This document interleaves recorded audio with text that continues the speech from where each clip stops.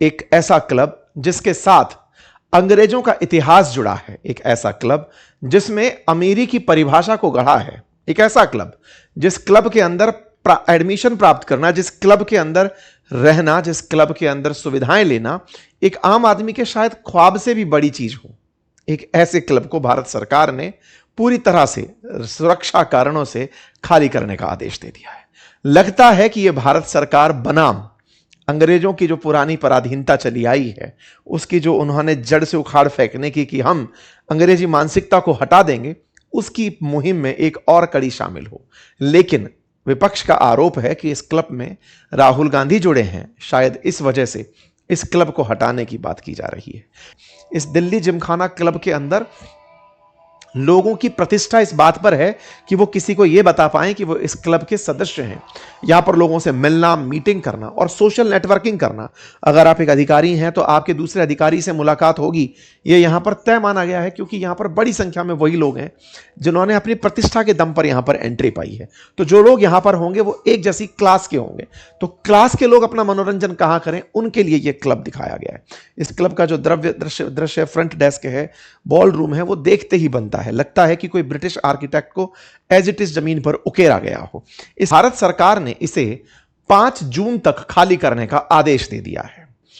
यह ऐसी जगह होती है जहां पे सोशल नेटवर्किंग होती है, बड़े लोग एक दूसरे से मुलाकात करते हैं, चाय पर बैठते हैं, ड्रिंक्स पर बैठते हैं, कुछ खेल खेलते हैं, अपने प्राइवेट पार्टीज का आयोजन करते हैं, कुछ पुरानी समय से चली आ रही परिपाटियों की पालना करते हैं। ऐसा ही एक क्लब यह है। इस क्लब के अंदर इतिहास बताता है कि इस क्लब को अंग्रेजों द्वारा स्थापित किया गया था, जहां पर अंग्रेजी अधिकारी, सैन्य अधिकारी, उच्च अधिकारी मिला करते थे, आपस में बातचीत किया करते थे।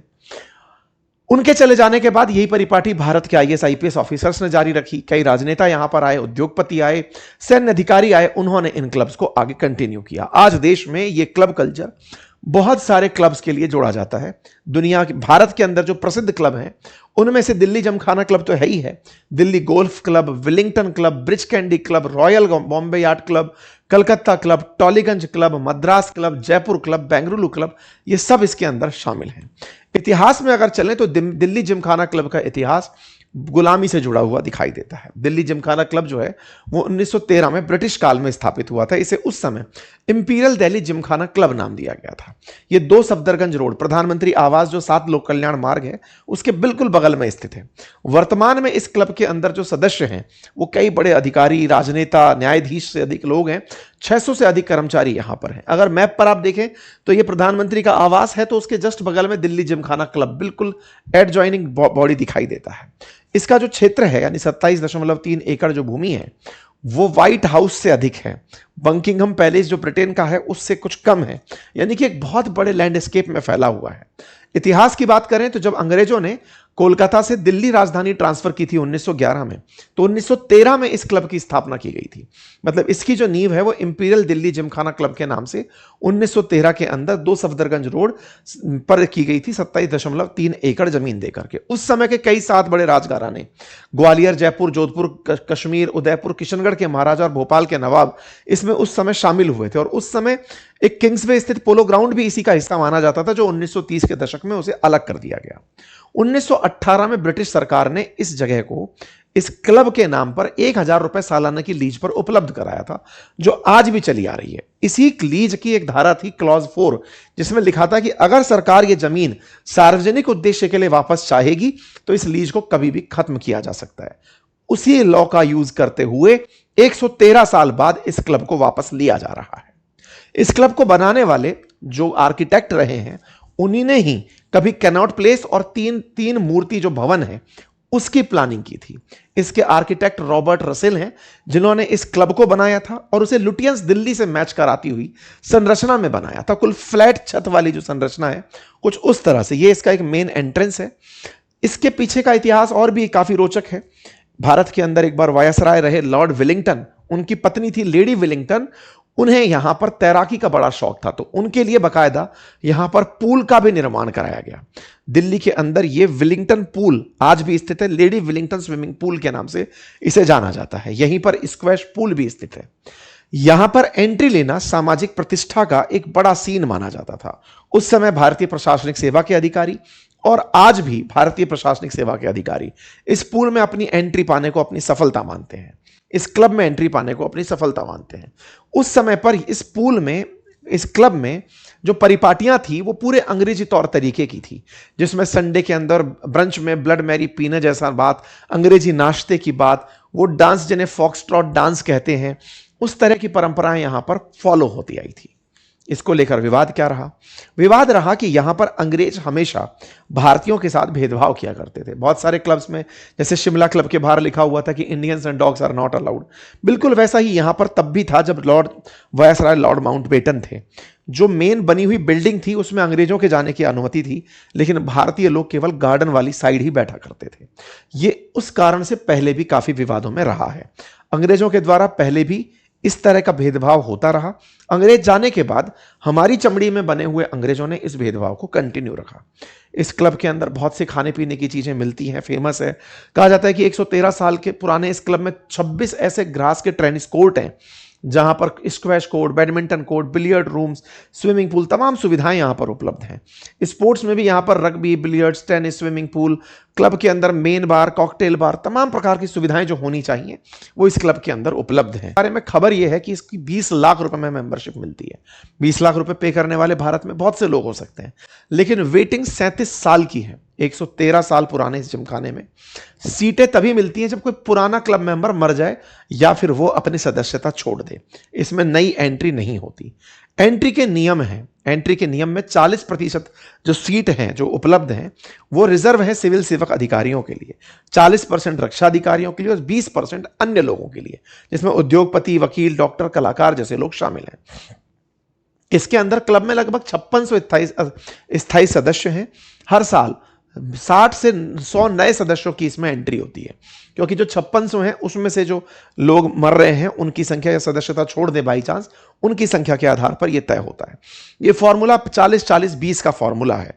मतलब कि इस सामाजिक ढांचे में अगर आप ऐसे कोई अधिकारी रहे हैं और वो भी कोई बड़े अधिकारी रहे हैं तो एंट्री होगी। मतलब आप ऐसे समझिए कि आप आईएएस बन गए, कोई बड़ी बात नहीं है, लेकिन इन 100 लोगों में आप शामिल हो पाएंगे क्या? इन 100 में से 40 सीटें जो है वो आईएएस को मिलेंगी। इस देश में आईएएस की संख्या जो यहां पर चाहती होगी वो हजारों में होगी संख्या जो यहां पर एडमिशन चाहती होगी कि उन्हें इस क्लब में एंट्री मिले। तो किस लेवल के अधिकारी यहां पर एंट्री चाहते होंगे उसका अंदाजा आप यहां पर लगा सकते हैं। मतलब ये कुल मिलाकर ऐसी बात है कि अगर कोई व्यक्ति 1970s में जन्मा हो तो शायद उसे अब जाकर यहां पर मेंबरशिप मिली हो। इसी के चलते यहां पर तमाम प्रकार के डिस्प्यूट भी रहते हैं। डिस्प्यूट में वर्ष 2014 के अंदर जब दिल्ली सरकार आई तो उन्होंने 2.92 करोड़ रुपए का लग्जरी टैक्स बकाया होने का इनके ऊपर मामला उठाया। 2016 में यह मामला कॉर्पोरेट मामले के मंत्रालय ने क्लब की औपचारिक जांच करते हुए शुरू किया कि भाई अल्टीमेटली आप लोग फाइनेंशियल डिसिप्लिन फॉलो क्यों नहीं कर रहे हैं। इनके ऊपर एक लग्जरी टैक्स लगा लगभग 1.5 करोड़ रुपए का। जून 2020 में मिनिस्ट्री ऑफ कॉर्पोरेट अफेयर्स ने नेशनल कंपनी लॉ ट्रिब्यूनल में याचिका दायर की। उसने इसका प्रबंधन सार्वजनिक हित में, क्योंकि ये सार्वजनिक हित के खिलाफ है कि यहां पर इतनी महंगी मेंबरशिप है, तो इसकी मेंबरशिप को, इसकी चलाने वाले जो संचालन बॉडी है उस प्रबंधन को पूरे को समाप्त कर दिया। एनसीएलटी ने नया प्रबंधन नियुक्त कर दिया। 1 अप्रैल 2022 को एनसीएलटी ने केंद्र सरकार को क्लब का पूर्ण नियंत्रण सौंप दिया कि साहब आप ही चला लो इस क्लब को, इसे प्राइवेट मेंबर्स नहीं चलाएंगे। फिर 15 सदस्यीय एक बॉडी बनी जिसने पुराने प्रबंधन को पूरी तरह से हटा दिया।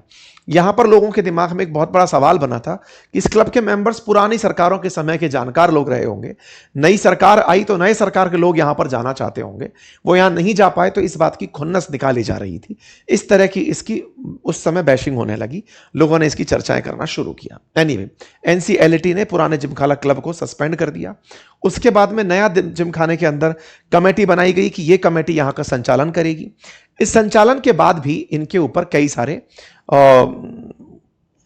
वो लगाए गए कि भाई ये दंड है आपके ऊपर कि आप इनको इतना पेमेंट करिए, आपकी इतनी फीस बकाया है, आप लोग इसे किस तरह से आप मतलब मेजर्स लीजिए कि इसको रेगुलर तरीके से चलाना है। दिल्ली सरकार के द्वारा एनसीएलटी ने स्पष्ट आदेश देकर मार्च 2025 तक सभी सुविधाओं को पूरा किए जाने और नए चुनाव कराए जाने का आदेश दिया। 21 मार्च तक इसकी डेडलाइन थी, वो पूरी नहीं हो पाई।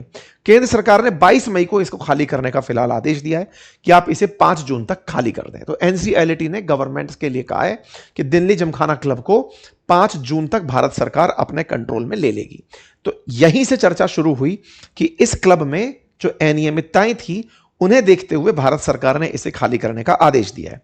तर्क यह दिया गया है कि यह जमीन पीएमओ के बिल्कुल नजदीक है तो सार्वजनिक हित में, प्रधानमंत्री निवास के बिल्कुल नजदीक है तो सार्वजनिक हित में, और दूसरा सुरक्षा के लिहाज से इसको खाली करवाया जा रहा है। यह इसका पूरा पूरा एक इतिहास रहा है।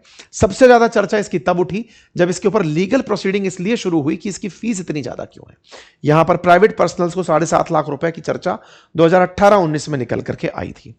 इसके लिए LNDO जो डिपार्टमेंट है, यानी कि भूमि और विकास कार्यालय जो है, उसने क्लब को इसे छोड़ने के लिए प्रक्रिया शुरू करने की कहा है। इसके बाद में अब इस मामले को कोर्ट में ले जाया जा रहा है। इसके लिए जो लोग हैं वो डिमांड कर रहे हैं कि अगर आप क्लब कहीं और लगाते हैं तो हमें कोई दूसरी जगह दें।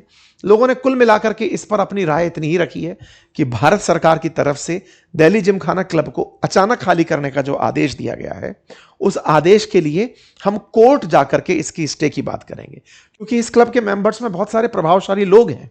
कोर्ट के कई न्यायाधीश भी संभवतः इसके मेंबर होंगे। तो ऐसे में देखा जा रहा है कि ये जो क्लब है आने वाले समय में एक आदेश भर से खाली होता हुआ दिख नहीं रहा है। प्रतिक्रियाओं से इसका अंदाजा लगा सकते हैं। किरण बेदी जी ने इसकी प्रतिक्रिया दी, उन्होंने इसको गलत करार दिया। इसके ऊपर वीडियो भी इनका निकल करके आया। कई पुराने लोगों ने इसको ग्रेट शेम करार दिया, जो इसके मेंबर्स हैं। कईयों ने कहा कि ये तो एलीट क्लब है, इसे नहीं खाली करवाया जाना चाहिए। किसी ने कहा कि हम तो 3 जनरेशन से इसमें आ रहे हैं। मतलब अमीरों का एक क्लब है जिसे खाली कराने का जो सरकारी प्रयास है वो इस समय अमीरों के बीच की चर्चा है। और हो सकता है इस देश में बहुत सारे ऐसे क्लब हैं जो सुर्खियों में आते हैं, फिर वो किसी तरह सेटल हो जाते हैं। ये भी हो सकता है सेटल हो जाए, सरकार अपना आदेश वापस ले ले। लेकिन कांग्रेस का कहना है कि राहुल गांधी जी इस क्लब के मेंबर हैं, इसलिए इस क्लब को खाली करवाया जा रहा है। खैर, सरकार का अपनी जगह है। उनका कहना है कि अत्यंत संवेदनशील और रणनीतिक क्षेत्र होने के कारण रक्षा ढांचे को मजबूत करने के लिए इस कार्य को किया जा रहा है। तो अब यहां से आगे देखना होगा कि प्रधानमंत्री आवास जो इतने सालों से यहां बना हुआ था, उसे अचानक इस क्लब से दिक्कत हुई, या वाकई में इस क्लब की कोई ऐसी दिक्कत है जो प्रधानमंत्री की सुरक्षा, या फिर लुटियंस दिल्ली जहां पर बहुत सारे दूतावास हैं, बहुत सारे सरकारी कार्यालय हैं, बहुत सारे सार्वजनिक स्थल हैं, उनकी सुरक्षा के लिए इस जगह का इस्तेमाल किया जाएगा। आप लोग इसे क्या कैसे सोचते हैं जरूर बताइएगा, क्योंकि अल्टीमेटली यदि ऐसी घटना घटित होती है तो आजाद भारत के अंदर ब्रिटिश उपनिवेश की और एक एलीट क्लास की जो हायरार्की है उसको चैलेंज करता हुआ इसे देखा जाएगा। फिलहाल के लिए इतना है। आप अपनी राय कमेंट बॉक्स में अवश्य रखें। बाकी जिन्हें हमारे साथ AI यूज करना सीखना है, लिंक कमेंट बॉक्स में पिन है हमारी क्लासेस का, जाकर उन्हें ज्वाइन कर लीजिए। धन्यवाद।